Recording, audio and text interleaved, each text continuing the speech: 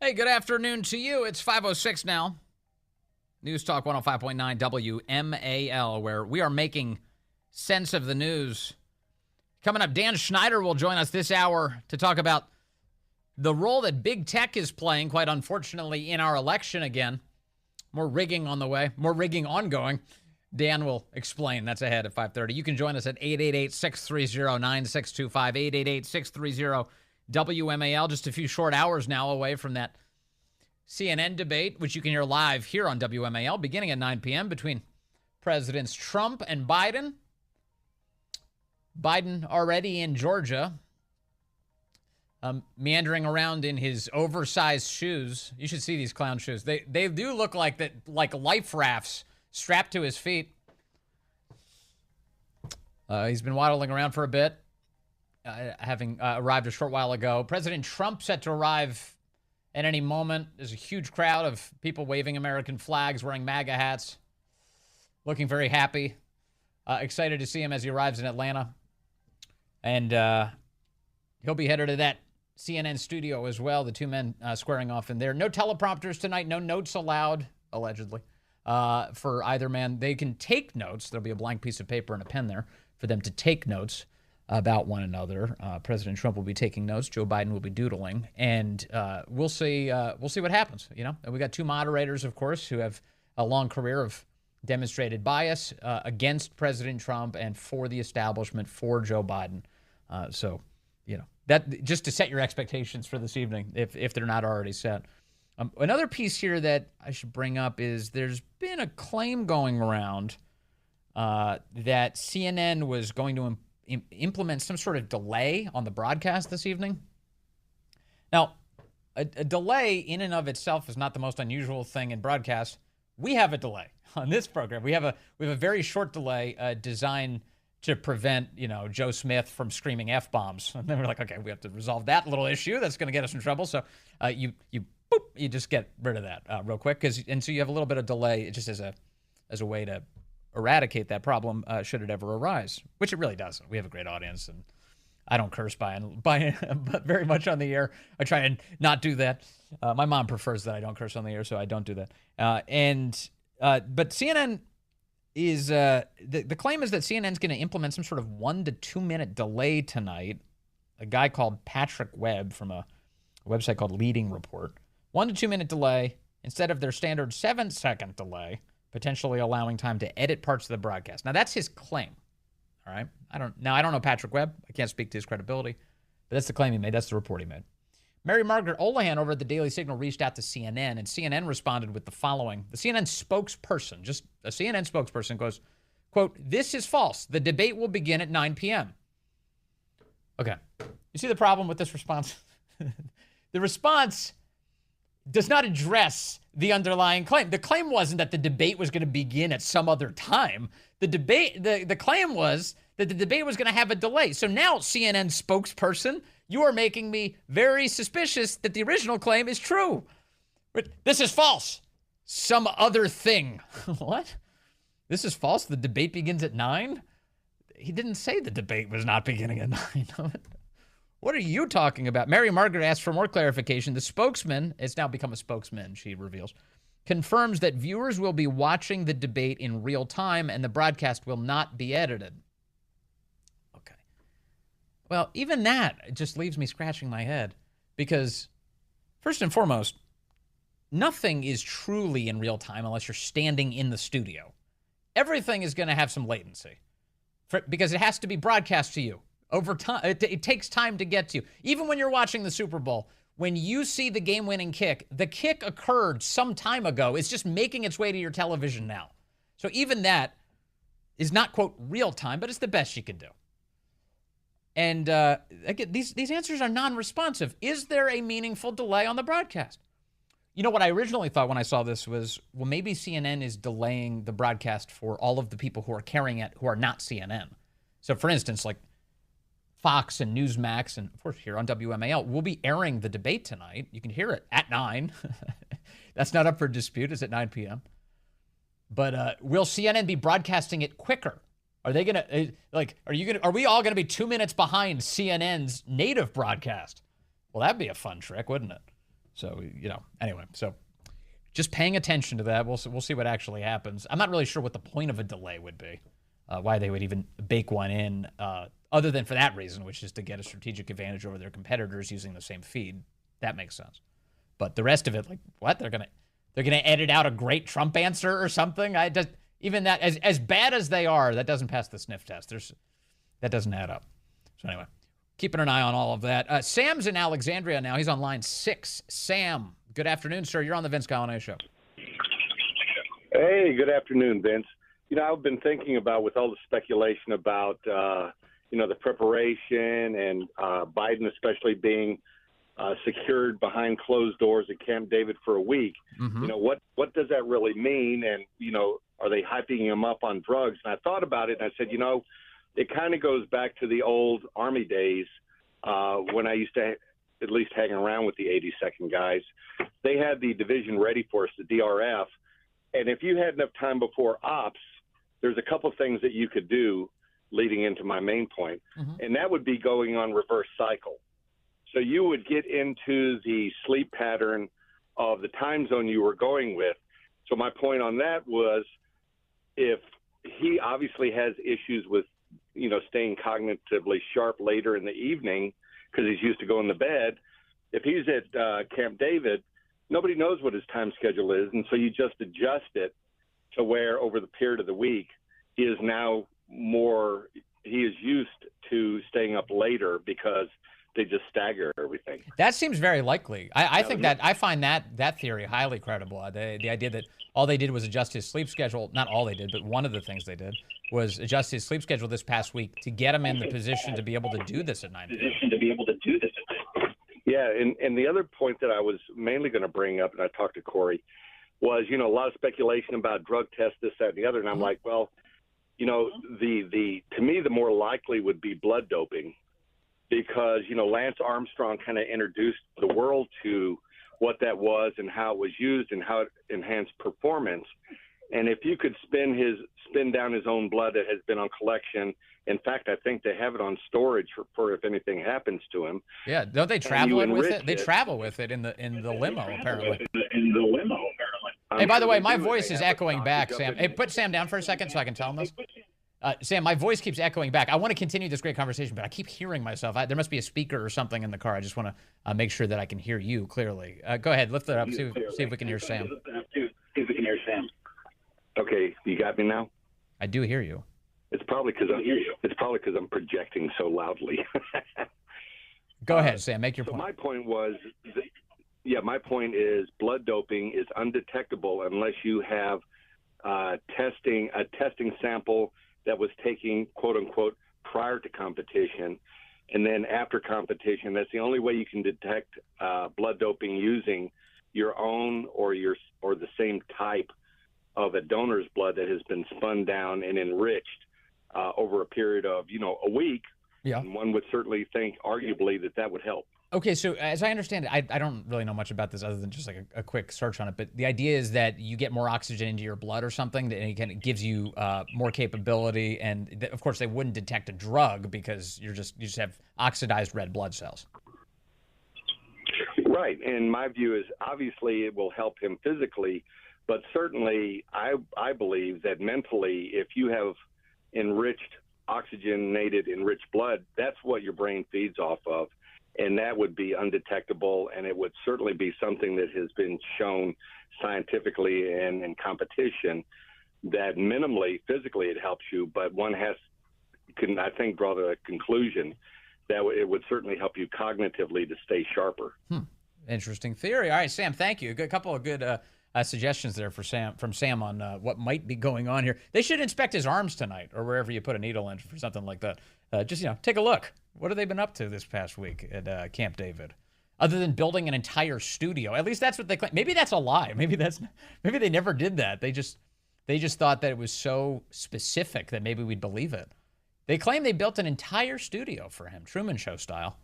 And they surrounded him with the impression that he was at CNN. What if he really thought he was? What if part of this week he became convinced that Jake Tapper and Dana Bash were sitting in front of him, his old friends, and that Donald Trump was there on stage?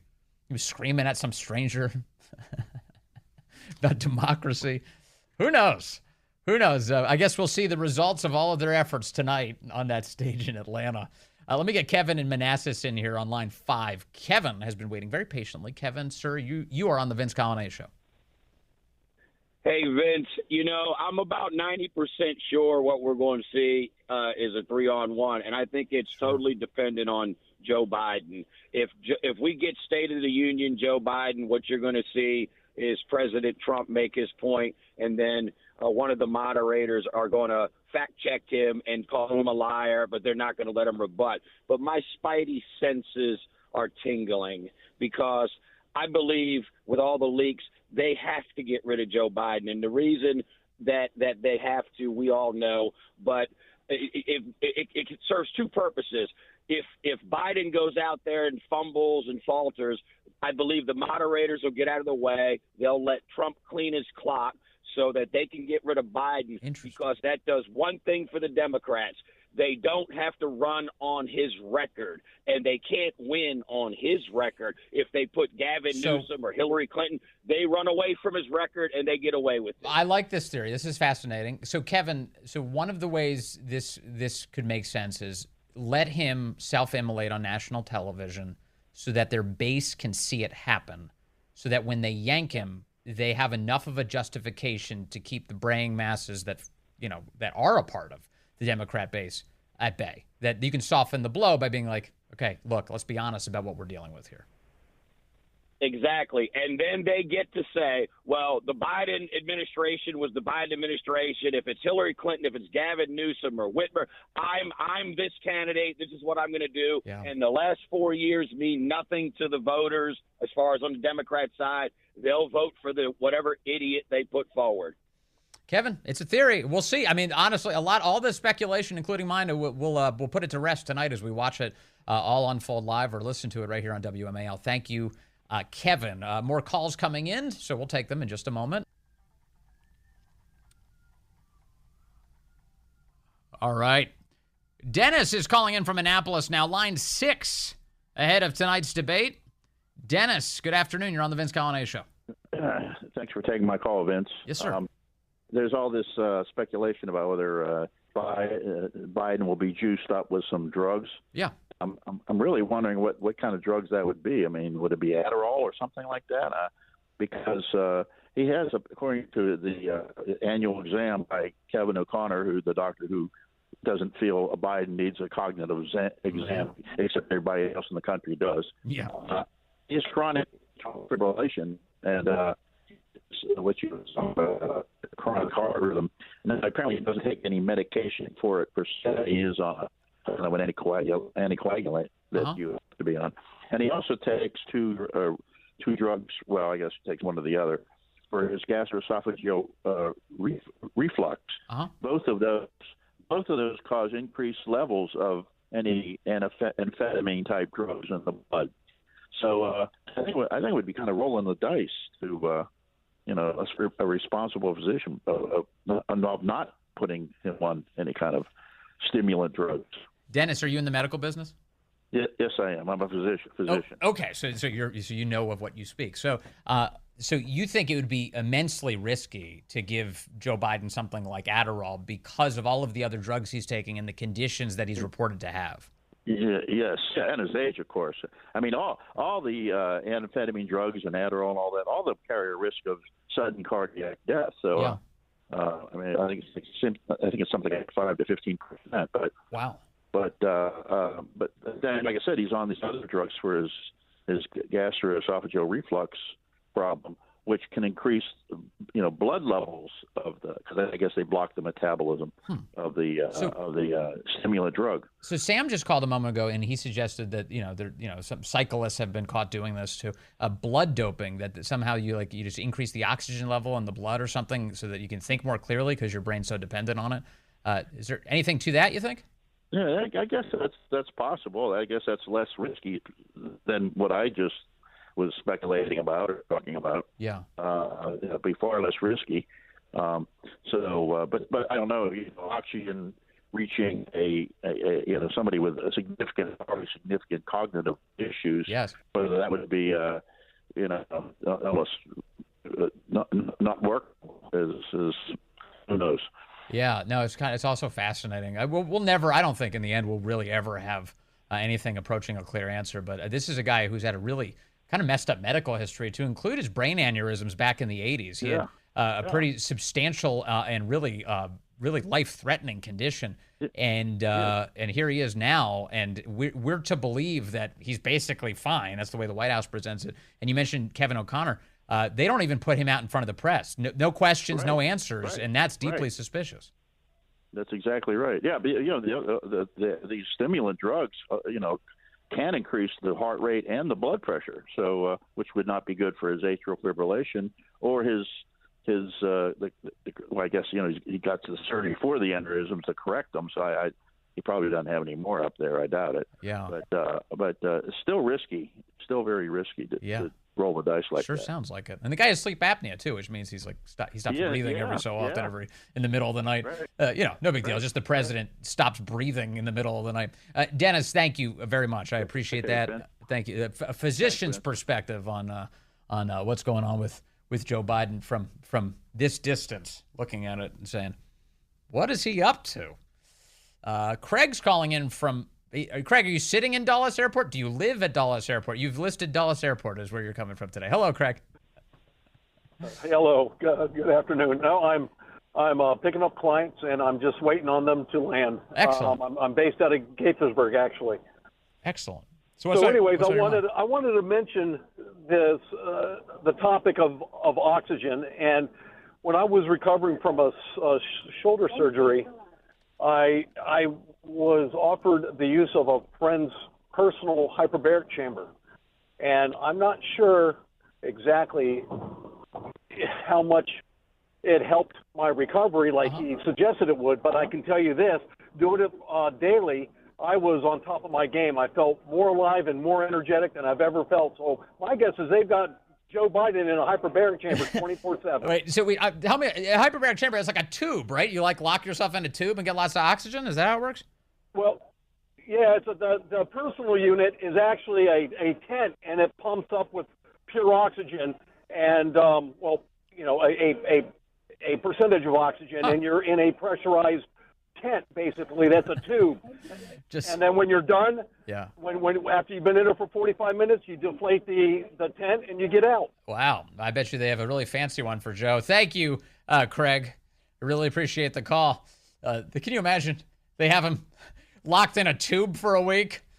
They release him like Han Solo coming out of carbonite. He's back, everyone. Coming up, Dan Schneider will be with us. We'll talk to him about the threat that big tech is to this election.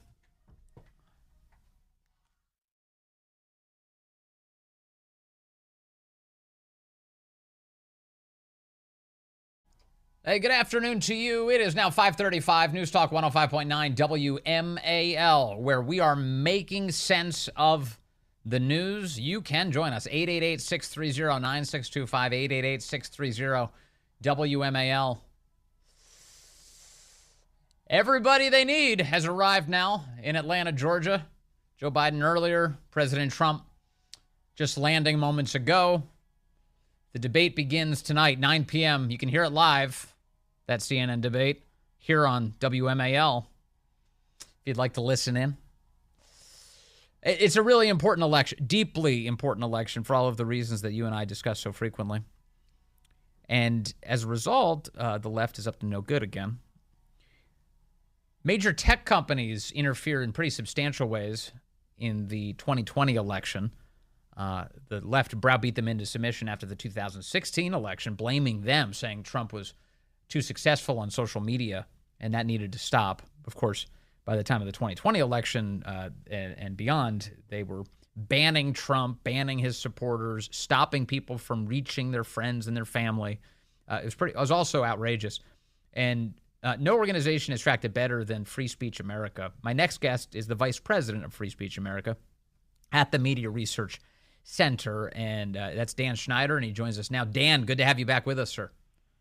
Vince, it's always fun being with you. It's always fun to chat with you. And, sir, this the big tech companies, one of them, quite fortunately, Twitter was sold to Elon Musk. He was able to take it over. It's now X. There's a lot more free speech proliferating on that platform, but of course we're always keeping our watchful eye on even them. But tell us today about Google. What is Google up to? The world's largest search engine, the world's largest repository of human knowledge.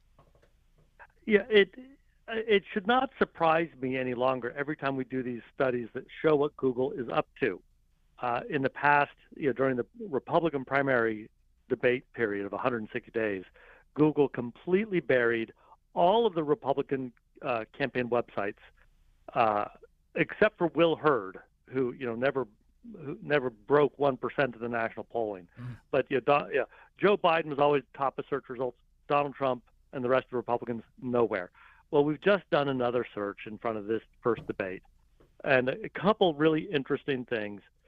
When we look for Donald Trump presidential race 2024, the Donald Trump campaign website is nowhere to be found on the Google search engine. Whereas you do the same search for Joe Biden, he's the very first search result. But Vince, here's an even funnier thing, a sad but funny thing. When we did a second kind of search, looking for the Republican presidential campaign websites and the Democrat presidential campaign websites, Joe Biden's campaign website is not the first search result. He's only the second search result behind Democrats.org. But when you look specifically for Republican presidential campaign websites, Democrats.org comes up even higher than Donald Trump's campaign website. If you try to find Donald Trump, you get Democrats. This is the kind of thing Google's doing constantly. And we've seen iterations of this through the years. I remember when you would search for conservative news sites, for instance, at one point Google had a feature where they'd put up like fact checks and things on the side of their main search results, and all the fact checks and all of we're all dedicated to trying to attack conservative websites. No such effort when it came to the lefty websites. The same is true, of course, as you've been tracking for some time.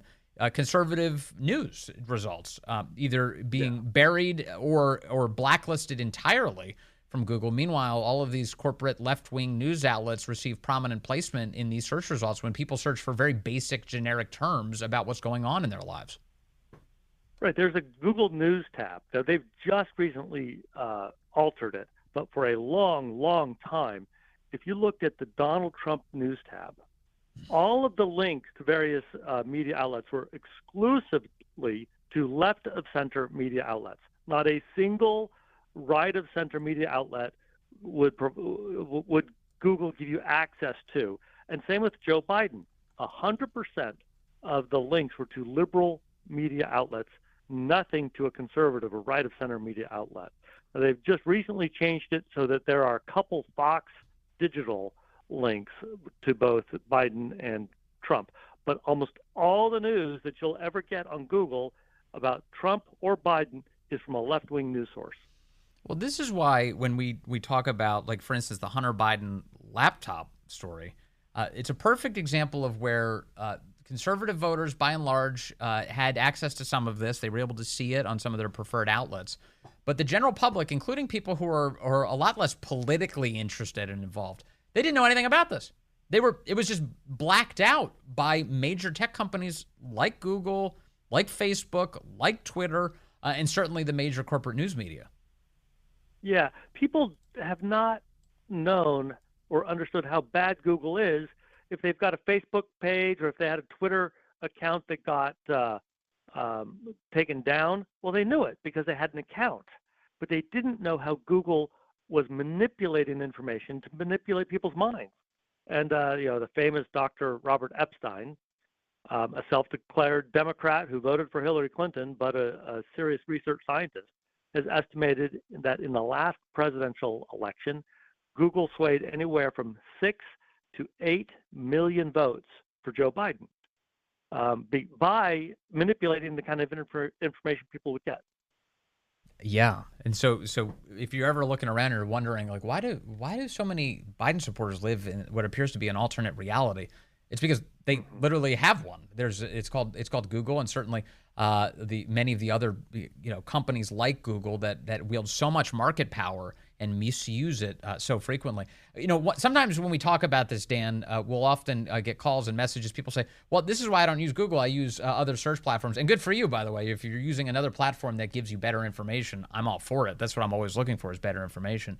But there is a real problem here insofar as, like, okay, you might use a different platform than Google. I might use a different platform from Google. But over 90% of the people who search for anything on the internet, they're using this platform, Dan Schneider. Yeah. And in the midterm elections 2 years ago, we did see a gigantic difference between Google on one hand and then Bing, DuckDuckGo, and Tusk on the other. When searching for Senate races, Google was doing everything it could to bury the Republican campaign websites for those running in the Senate. But we have still seen Bing and DuckDuckGo being almost as bad as Google when it comes to the presidential sites. So they use much of the same software, and of course they have all the same kind of lefties who are employed in those locations. By the way, X, formerly known as Twitter, while Elon Musk has really tried to make his platform more free speech oriented, it's still populated by lefties. And so there's still real problems at X when it comes to censoring conservatives. It's just not as bad as it used to be. When you say populated by lefties, you don't mean users who have accounts. You're talking about specifically the employees who work at the company. Right. We're talking about the coders, the computer engineers. They all come out of Silicon Valley. They all have pink or blue hair and all that kind of stuff. And they remain very committed to a left-wing cause. Many of them, like half of the Twitter employees, quit because they didn't want to work under Elon Musk. But the other half that stayed, they still don't like free speech. They're just getting paid to buy into an Elon Musk agenda. Yeah, I have to think it's very risky to soak your hair in blue or pink dye that close to your brain. There could be some problems that come with that. So Dan, in your assessment, if you look back at 2020 and you're looking at this election now, has the picture improved at all? Certainly, Elon Musk getting into the equation, I think, has made some difference. Do you think things are headed in the right direction, or are you looking at, say, the Supreme Court decision from yesterday and saying that, no, there are still real meaningful threats to our election and that are coming from big tech? Well, we are tracking this very carefully, and we are seeing Facebook and Google and the others ramping up their censorship and data manipulation. We're reporting on that. But one thing to keep in mind, even when Google successfully blocks access to many conservative outlets, at least some conservative outlets get through, where if all you're doing is listening to ABC, NBC, CBS, or NPR, or CNN, you're only getting one side of the story. So even when big tech is bad, at least they're not pure wrong. Right. Yeah, and there are still people on these big tech platforms who are breaking through, thankfully, and getting you real information, true information that so many of these corporate media companies keep covering up. Dan Schneider, God bless you. Thank you and the whole team there at Free Speech America and the Media Research Center for all the great work you do. Please stay in the fight, and we look forward to having you back. Thank you, Dan. Thanks, Vince. Great to talk to you today. To Dan's point, let me see here. I've got this audio. This is Tucker Carlson in Australia, like dealing with the media. Now they've got their own deranged media over there. And let me push forward. I want to advance to just the lady that he argued with. Is that the final 4 minutes or something? Okay, I'm not going to play the whole thing for you. Oh, does it? It starts right towards the top? Okay, we'll play it from right here. This is Tucker. He was at a conference in Australia. Apparently the crowd was massive. I haven't seen this. Corey was telling me that he saw the pictures of the crowd. Not a Biden crowd, just to be clear. This is a massive audience of Australians who wanted to see Tucker Carlson speak. And they opened it up for questions at the end, and some of their corporate media reporters began asking questions. And at least they were all dumb. I think every single one I heard was really stupid over the course of a 20-minute press conference. Here he is talking to a woman who accuses him of being a white supremacist. Thanks, Tucker. One final question from the press gallery. Kat Wong from AAP. Hi, Tucker. Thank you so much for your address today.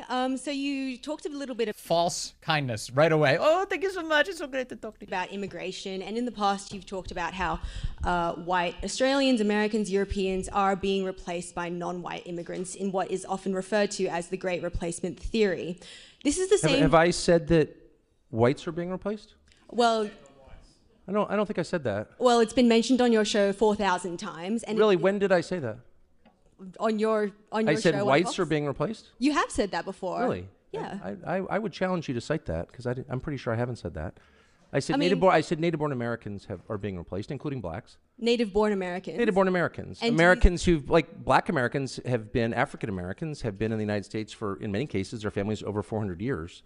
And their concerns are every bit as real and valid and alive to me as the concerns of white people whose families have been there 400 years. So I've never said that whites are being replaced. Not one time. And you can't cite it. Untrue. So we just met, but when our relationship starts with a lie, it makes it tough to be friends. So you've been lying let's about pull my that back. press I'm gallery happy to explain what I do think. So, well, you actually can't cite it because I didn't say it, and I don't believe it. And I'm telling you that to your face, so why don't you just accept me at face value? My concern is that the people who are born in the country are the main responsibility of its leaders. And as noted earlier, when those leaders shift their concern from the people whose responsibility it is to take care of to people around the world to put their priorities above that of their own citizens, that's immoral. And they are being replaced in my country, people who are born in the United States. And the birth rate tells the whole story. They are not at replacement rate. And so the US population is growing because we're importing people from other countries. And my view is that happy people have children, and a functioning economy allows them to do that. And we don't have that. And so you need to fix the economy and fix the culture and make it so that people who want to have kids can. You don't just go for the quick sugar fix of importing new people. Like, that's my position. And if you think that's racist, that's your problem. I never called you a racist. But of course you are suggesting, and well, I must say one of the reasons people don't like people like you in the media is that you never say exactly what you mean. Your slurs are all by implication, and you're about to tell me the Great Replacement Theory is racist or anti-Semitic, whatever. I've said what I've said to you right now like 100 times in public. I hope to, if I live long enough, say it 100 more times. I think it's completely honest and real, not racist or scary. It's factually true. It's not a theory, it's a fact.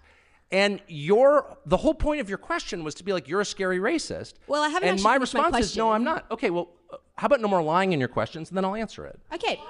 Well, this is the same theory, or as you say, idea, that has inspired the New York Buffalo shooting where 11 black Americans were killed. Come on. 2 You know white what I mean? Americans were killed. Like, and it's also inspired... it's not, first of all... It's inspired one of the worst Australian guns How do of they all get time people to this shoot stupid in the media? I guess it doesn't pay well.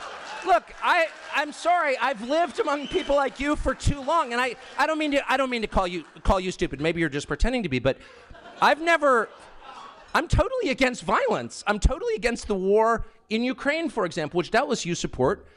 And like all dutiful liberals, support more carnage. I don't. I hate mass shootings, actually.